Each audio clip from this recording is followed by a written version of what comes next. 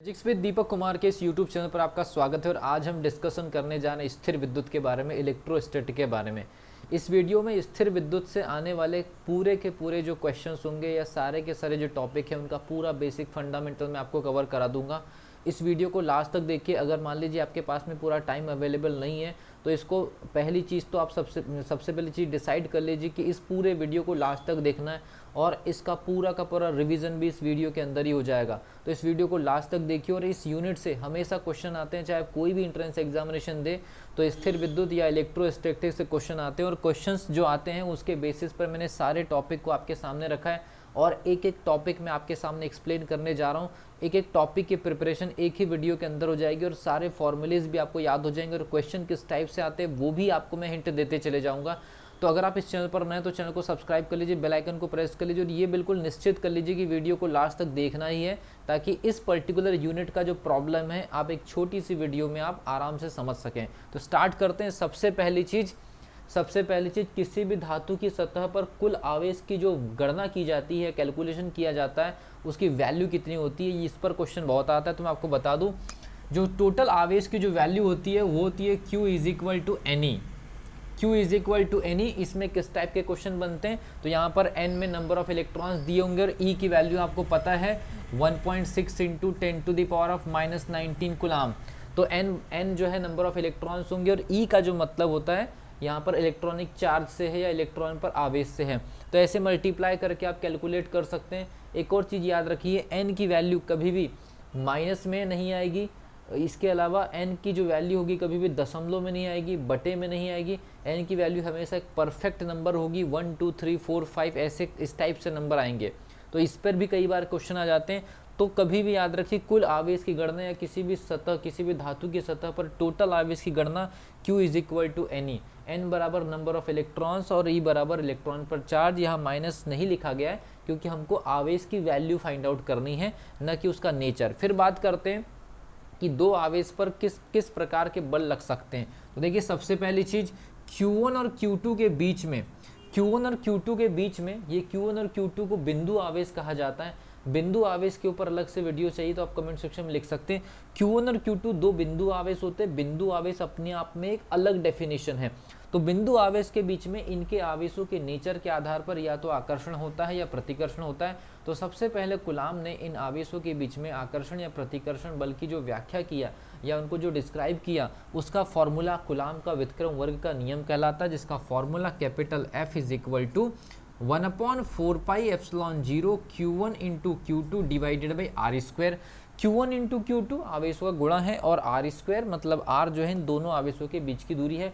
और इस फॉर्मूले में 1/4 पाई एप्सिलॉन 0 एक नियतांक है जिसकी वैल्यू SI इकाई में 9 into 10 to the power of 9 होती है और CGS इकाई में इसकी जो वैल्यू होती है वो 1 होती है। और याद रखिए, इसमें एप्सिलॉन 0 जो है ये निर्वात की विद्युतशीलता है और निर्वात की विद्युतशीलता एक्चुअल में किसी आवेश से निकलने वाली बल रेखाओं के नेचर को प्रभावित करने वाला एक गुण होता है।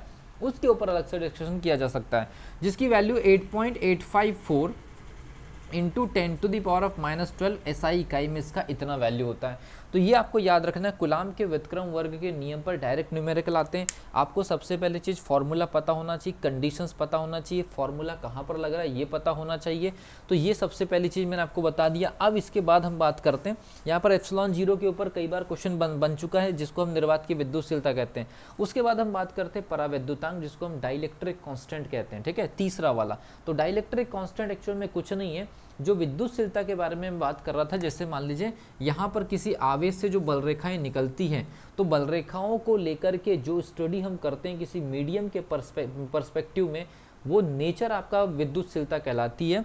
तो जैसे मान लीजिए यहाँ पर निर्वात में कुछ विद्युतशीलता होगी, तो अगर बल रेखा किसी अन्य माध्यम से गुजरेगी तो वहां पर बल रेखा का नेचर कुछ और होगा। तो ये दो नेचरों का जो अनुपात या जो रेशियो, ये परावैद्युतांक कहलाता है। Capital K is equal to epsilon M divided by epsilon 0। Epsilon M का मतलब ये है, एप्सिलॉन M जो है वो किसी मीडियम की विद्युतशीलता है, माध्यम की विद्युतशीलता है। एप्सिलॉन 0 निर्वात या वैक्यूम की विद्युतशीलता है। तो इन दोनों का जो रेशियो होता है हमेशा 1 या 1 से ज़्यादा होगा। अगर निर्वात से निर्वात की तुलना करेंगे तो 1 आएगा और अगर किसी माध्यम किसी माध्यम की तुलना निर्वात से की जाएगी तो उसका मान 1 से ज़्यादा होगा। इसलिए k is greater than equal to 1। ये कई बार एग्जामिनेशन में पूछा गया है कि परावैद्युतांक का अधिकतम मान x, मतलब परावैद्युतांक का अधिकतम मान तो अनंत होता है, परावैद्युतांक का अधिकतम मान जो होता है वो होता है अनंत। मैक्सिमम जो वैल्यू होती है परावैद्युतांक का अनंत, और ये धातुओं के लिए होती है, हमेशा याद रखिए। निर्वात में इसकी वैल्यू 1 होती है और अलग अलग पदार्थों के लिए k का मान अलग अलग होता है। जैसे वाटर के लिए 80 के करीब होता है, कांच के लिए 5 और 6 के 5 और 6 के बीच में होता है। तो इस प्रकार से ये परावैद्युतांक दो विद्युतशीलताओं का अनुपात होता है। फिर बात करते हैं विद्युत क्षेत्र। तो विद्युत क्षेत्र कुछ नहीं है, विद्युत क्षेत्र एक सदिश राशि है जो बल डिवाइडेड बाई आवेश होती है। मतलब जो बल लगता है उसमें दो आवेश होते हैं, उन दोनों में से किसी एक आवेश पर लगने वाले बल का जो हम स्टडी करते हैं तो उससे हमें उस बल का प्रभाव की जानकारी मिलती है और उस बल की तीव्रता की जानकारी को हम विद्युत क्षेत्र कहते हैं। तो ये इस प्रकार से विद्युत क्षेत्र की आपको जानकारी मिल गई। अब विद्युत क्षेत्र में भी होता ये है कि दो प्रकार की सिचुएशन बनती है। एक तो मान लीजिए ये आकर्षण वाली स्थिति बन गई, तो आकर्षण वाली स्थिति में जहां पर विद्युत क्षेत्र होता है वो तो क्षेत्र का हिस्सा हो गया, लेकिन जहां विद्युत क्षेत्र नहीं होता वो उदासीन बिंदु कहलाते हैं। तो आकर्षण वाली स्थिति में उदासीन बिंदुओं की संख्या, याद रखिए, आकर्षण वाली स्थिति में उदासीन बिंदुओं की संख्या अनंत होती है, जबकि प्रतिकर्षण वाली स्थिति में उदासीन बिंदु केवल एक होता है। तो आकर्षण वाली स्थिति में उदासीन बिंदुओं की संख्या अनंत होती है क्योंकि क्षेत्र के बाहर कई सारे बिंदु होंगे, लेकिन प्रतिकर्षण वाली स्थिति में दोनों को मिलाने वाली बल रेखा पर या दोनों को मिलाने वाली रेखा पर कहीं एक बिंदु होगा जहां पर विद्युत क्षेत्र की परिणामी तीव्रता शून्य होती है, जिसको हम उदासीन बिंदु या न्यूट्रल पॉइंट कहते हैं। तो ये आपको याद रखना है विद्युत क्षेत्र के बारे में। फिर जैसे मान लीजिए हम विद्युत क्षेत्र के बारे में बात करें, ये हो गया, ये हो गया, ये हो गया, ये हो गया। फिर जैसे ही अपन बात करते हैं विद्युत क्षेत्र के बारे में, तो मैं आपको एक चीज बता दूं, विद्युत क्षेत्र से संबंधित एक टॉपिक यहाँ पर है अक्षीय स्थिति और निरक्षीय स्थिति। तो याद रखिए Q1 और Q2 की वजह से परिणामी अगर हमको निकालना होता है तो ये पूरा का पूरा, हालांकि ये द्विध्रुव का प्रभाव है, मैं द्विध्रुव के बारे में पहले आपको बता दे रहा हूँ। एक आवेश अगर पॉजिटिव हो गया, दूसरा आवेश अगर नेगेटिव हो गया, दोनों के मास अगर अलग अलग हो गए, लेकिन दोनों के ऊपर आवेश अगर वैल्यू बराबर हो गई, लेकिन जिनका साइन या चिन्ह अगर अलग अलग हो गया तो द्विध्रुव बनता है। और उस द्विध्रुव को हम प्रदर्शित करते हैं P = 2QL से, ये आपको याद रखना है। और ये द्विध्रुव का नेचुरल घूर्णन होता है, इस वजह से इस प्रकार से रोटेट करने लगता है। तो रोटेशन की ड्यूरेशन में अलग अलग पॉइंट हमको मिलते हैं और इन अलग अलग पॉइंट पर हम क्या कैलकुलेट करते हैं, विद्युत क्षेत्र की तीव्रता। तो इस वाले पॉइंट पर अक्षीय स्थिति कहलाती है और निरक्षीय सभी पॉइंट को, मतलब इस वाले पॉइंट को छोड़ दिया जाए तो सारे पॉइंट आपके निरक्षीय स्थिति वाले कहलाते हैं। तो याद रखिए theta is equal to 0 degree और 180 डिग्री वाली स्थिति को हम अक्षीय स्थिति कहते हैं, जहां विद्युत क्षेत्र की तीव्रता E is equal to P divided by 4πε0 r³ और ये 2p अपॉन, ठीक है, 2p अपॉन 4πε0 r³, ये विद्युत क्षेत्र की तीव्रता होती है अक्षीय स्थिति में। जबकि निरक्षीय स्थिति में तो सारे एंगल है, लेकिन हम उसमें स्पेशल केस पढ़ते हैं 90 डिग्री का, तो उसमें जो वैल्यू आती है वो आती है आपकी P डिवाइडेड बाई 4πε0 r³ और P की वैल्यू आपके सामने है। तो देखिए अक्षीय स्थिति में विद्युत क्षेत्र की तीव्रता 0 डिग्री और 180 डिग्री पर सबसे ज़्यादा, और 90 डिग्री और 270 डिग्री, जो मान 90 पर मिलेगा वही 270 पर मिलेगा, वो है आपका आधा। मतलब यहाँ पर 2 टाइम आया है, यहाँ पर एक बार आया है, मतलब ये अक्षीय स्थिति में ज़्यादा होती है। लेकिन किसी भी कोण पर निकालने के लिए बोल दिया जाए कि भाई ये थीटा इज इक्वल टू इतना, तो इस कंडीशन में आपको बड़े ईजिली निकल जाएगा। आपको कुछ नहीं करना है, किसी भी कोण पर अगर मान लीजिए आपको विद्युत क्षेत्र की तीव्रता निकालना है तो आपको ये फॉर्मूला सिंपली आपको याद रखना है। डायरेक्ट मेथड है, ये डायरेक्ट मेथड रहेगी, वर्गमूल के अंदर 3 cos स्क्वायर थीटा प्लस 1, वर्गमूल के अंदर 3 cos स्क्वायर थीटा प्लस 1 रखना है। कोण दिया जाएगा आपको, अगर टफ फॉर्मेट में क्वेश्चन आए, एंगल दिया जाएगा और अब फाइनली यहाँ पर वैल्यूज को पुट आउट करेंगे, देन आपको पूरा का पूरा कैलकुलेशन मिल जाएगा। तो ये हुआ अक्षीय स्थिति और निरक्षीय स्थिति की कंडीशन। फिर हम बात करते हैं विद्युत विभव के बारे में। तो विद्युत विभव क्या चीज़ है? तो विद्युत विभव कुछ नहीं है, एक्चुअल में दो आवेशों को मिलाने के लिए किया गया कार्य, एकांक आवेश को मिलाने में किया गया कार्य। तो सबसे पहले इस तो W डिवाइडेड बाई Q, आवेशों को मिलाने में किया गया कार्य। याद रखिए एकांक आवेश को अनंत से दूसरे आवेश के पास लाने में जो कार्य होता है उस कार्य को ही हम क्या कहते हैं, विभव कहते हैं। तो विभव is equal to W divided by Q। अगर इसका फॉर्मूला हम देखें, इसका फॉर्मूला जो होता है वो होता है Q1 divided by 4 pi epsilon 0 R। अब यहाँ पर Q1 की जगह Q2 भी हो सकता है। अगर आप मान लीजिए आप Q2 को लेकर के आएंगे तो Q1 बचेगा, और Q1 को लेकर के आएंगे तो Q2 बचेगा। कोई भी आप आवेश ले सकते हैं, ठीक है। तो ये हो गया आपका विद्युत विभव, ये आपको याद रखना है, हमेशा ये कंडीशन आपको याद रखनी है विद्युत विभव के बारे में, ठीक है। लेकिन फिर बात करते हैं कार्य। तो कार्य कुछ नहीं है, कार्य जैसे बल इंटू विस्थापन होता है, तो कार्य W इज बल की वैल्यू आप जानते हैं Q1 into Q2 divided by 4 pi epsilon 0 R square, और अंतिम में दूरी जो मेंटेन होगी वो R। तो आप एक R से एक R स्क्वायर को काट देंगे तो Q1 into Q2 divided by 4 pi epsilon 0 R। ये किसी दो आवेशों को आपस में मिलाते समय बाहर से किया गया कार्य है, इसलिए इसी कार्य को हम कभी कभी क्या कहते हैं, स्थितिज ऊर्जा भी कहते हैं। दोनों आवेशों को मिलाने में किया गया कार्य क्या कहलाता है, स्थितिज ऊर्जा, इसलिए निगेटिव भी होती है। तो कार्य भी मैंने आपको बता दिया। अब बात करते हैं कुछ थ्योरेटिकल चीज़ें। कुछ थ्योरेटिकल चीज़ें में जैसे विद्युत बल रेखाएं, तो विद्युत बल रेखाओं का कुछ नेचर, विद्युत बल रेखाएं पास में उनकी डेंसिटी बहुत ज़्यादा होती है, जैसे दूर जाती है तो उनकी डेंसिटी कम हो जाती है। अगर इनको रोका ना जाए तो ये अनंत तक जा सकती है। ये जहाँ रुकती है वहाँ निगेटिव क्षेत्र क्रिएट कर देती हैं। इनको केवल धातुएं रोक सकती है।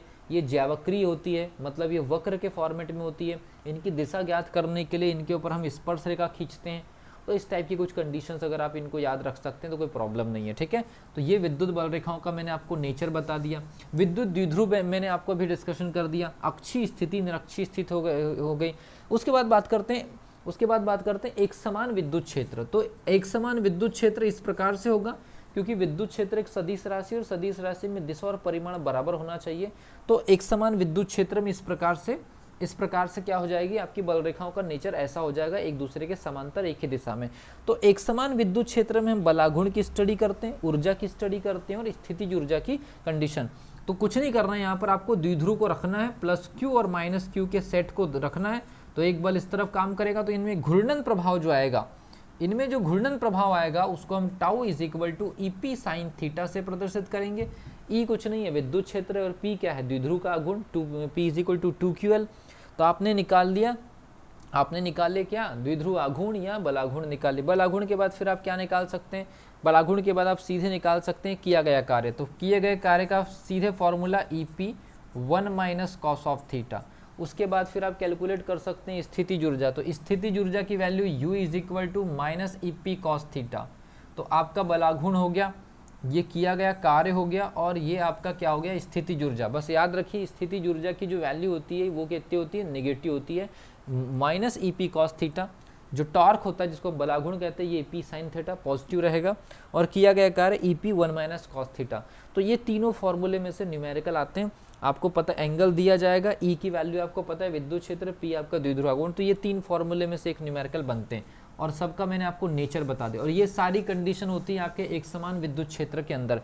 फिर बात करते हैं फ्लक्स। तो फ्लक्स कुछ नहीं है, किसी बंद पृष्ठ से अगर मान लीजिए एक आवेश है, उससे इस प्रकार से बल रेखाएं निकल रही है, तो जो बल रेखाएं सतह पर लंबवत होगी, जो बल रेखाएं सतह पर लंबवत होंगी वो फ्लक्स का निर्माण करती है। तो flux phi is equal to EDS cos theta. बड़ा सिंपल है, flux phi is equal to EDS cos theta. E बराबर आपका विद्युत क्षेत्र है, और DS जो है वो आपका क्षेत्रफल की दिशा है, या क्षेत्रफल भी है।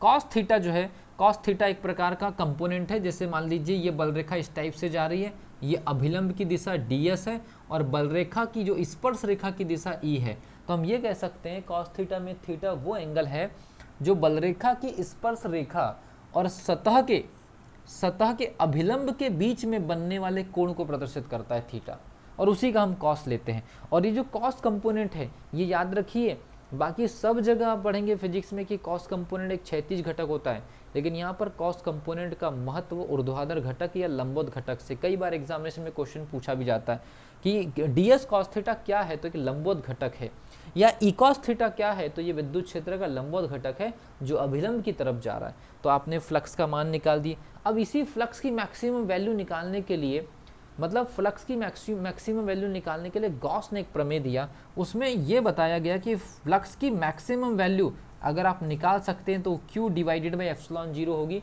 जो कि निर्वात में होगी। माध्यम में अगर रखना है तो नीचे में K एप्सिलॉन के साथ में K लिख दिया जाए, K मतलब परावैद्युतांक। तो ये गॉस का प्रमेय, और गॉस का प्रमेय अधिकतम फ्लक्स के लिए परिभाषित है, फॉर्मूला आपके सामने आवेश बटे एप्सिलॉन 0, ठीक है। तो ये चीज़ हो गई आपकी फ्लक्स के बारे में। अब बात करते हैं गॉस का प्रमेय, वो भी हो गया। अब इसके अलावा क्या होता है, आवेश घनत्व। तो बड़ा सिंपल है, कहीं से एक नंबर के जुगाड़ के लिए आपको ये पता होना चाहिए। Lambda is equal to D Q divided by D L. सबसे पहली चीज मैं फॉर्मूला लिख दे रहा हूँ, फिर मैं डायग्राम से एक्सप्लेन कर दूंगा। उसके बाद sigma is equal to D Q divided by D S, और rho is equal to D Q divided by D V. तो याद रखिए ये रेखीय आवेश घनत्व है, किसी चालक तार पर आवेश देने की वजह से। ये आपका सतह आवेश घनत्व है, किसी प्लेट को आवेश देने से, किसी प्लेट को आवेश देना है, यहाँ पर किसी चालक को आवेश देना है। और ये आपका आयतन आवेश घनत्व, ये किसी ठोस बॉडी को आवेश, किसी ठोस बॉडी को आवेश देने से, ये सतह पर, ये ठोस बॉडी पर, और ये किसी रेखा पर। तो रेखीय आवेश घनत्व, सतह आवेश घनत्व, और ये आपका आयतन आवेश घनत्व। तो ये आपको याद रखना है कि स्थिर विद्युत में मैक्सिमम जितने भी क्वेश्चन आते हैं, और क्योंकि इस सेक्शन से न्यूमेरिकल और थ्योरेटिकल क्वेश्चन दोनों टाइप के आते हैं, न्यूमेरिकल का वेटेज ज़्यादा रहता है और न्यूमेरिकल का वेटेज ज़्यादा रहता है, तो इसमें हमेशा याद रखिए कि न्यूमेरिकल के लिए आपको फॉर्मूला पता होना चाहिए। मैंने सारे फॉर्मूले इस वीडियो में कवर करा दिए, एक बार और आप इसका रिवीजन कर लीजिए, इससे बाहर क्वेश्चन नहीं जाएगा न्यूमेरिकल अगर आप करना चाहते हैं। मिलता हूँ अगली वीडियो में, तब तक के लिए wish you all the best.